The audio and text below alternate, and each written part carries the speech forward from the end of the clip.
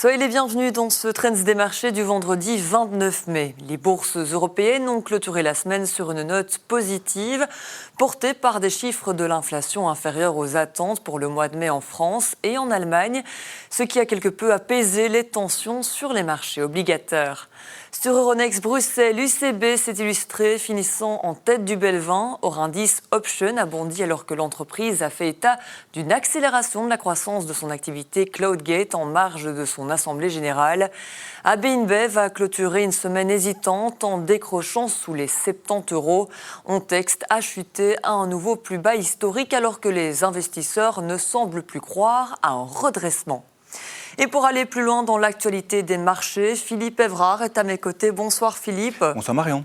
Alors on arrive à l'échéance du mois de mai, c'est l'occasion de rappeler quels ont été les thèmes forts de ce mois. En fait, ça peut se résumer en deux mots. Ça a été l'Iran et l'intelligence artificielle. Donc l'Iran, pendant tout ce mois, on a été dans le flou le plus total, encore ici à l'heure actuelle. Est-ce qu'il y aura un accord ? On parle d'un accord de cessez-le-feu prolongé, donc franchement, on n'en sait rien. Par contre, le prix du pétrole, mais qui a quand même bondi de 30% depuis le début du conflit, est resté globalement stable aux alentours de 100 $ le baril. Il faut dire que la loi de l'offre et la demande a aussi un peu joué là-dessus. Vous avez la Chine qui a importé 20% de pétrole en moins et les États-Unis, premier producteur mondial, qui ont exporté 35% de pétrole en plus. Donc ça a permis d'un peu stabiliser ce prix.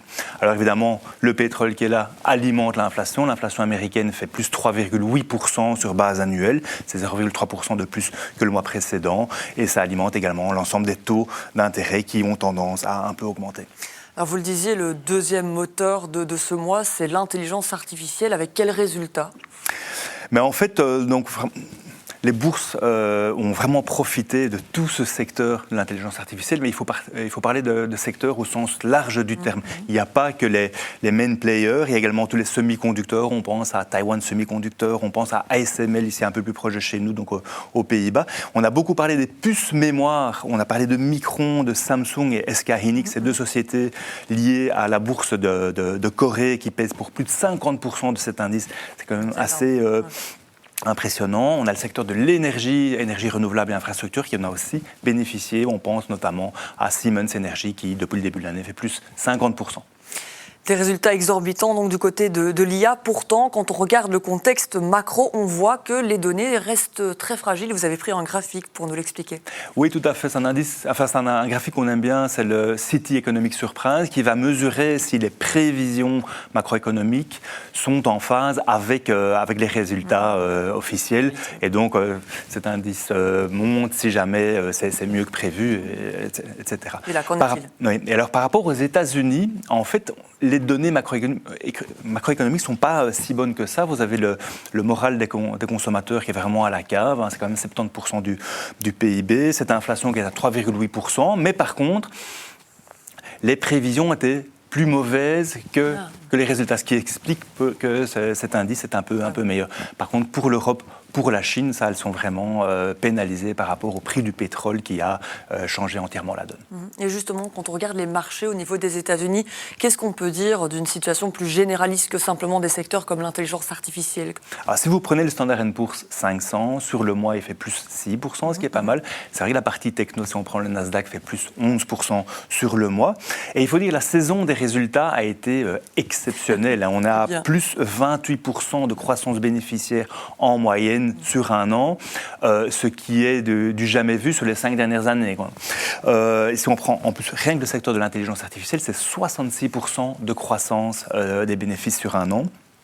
Par contre, ce Standard & Poor's 500 vit vraiment sur deux planètes différentes. Vous avez d'une part l'intelligence artificielle, on y revient, avec Micron, plus 80% sur un mois, Datadog qui fait plus 70%. Datadog qui est une société spécialisée dans les logiciels. Tiens, ces logiciels étaient décriés il y a de cela 3 mois ou 4 mois. Donc vraiment le grand retour de ce sous-secteur technologique.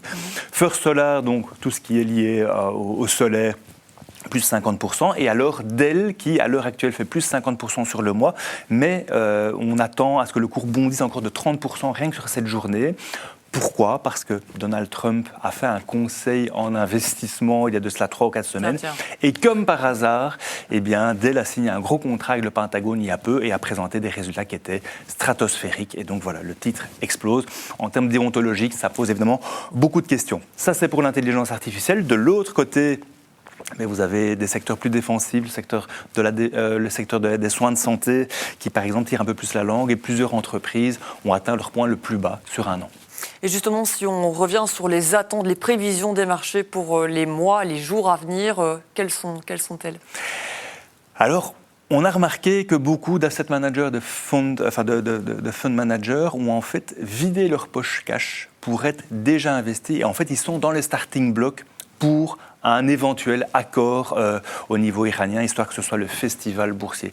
Ça, c'est pour les gros investisseurs, mais c'est également le cas pour les petits investisseurs américains qui n'ont jamais été aussi endettés que pour pouvoir investir en bourse. Donc, en fait, tout le monde attend ce fameux accord concret iranien pour pouvoir justement bénéficier de cet effet d'aubaine.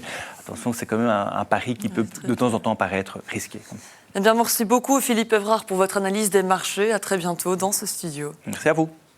Et voilà qui clôture ce journal. Merci à vous aussi pour votre fidélité. Passez un excellent week-end. À bientôt.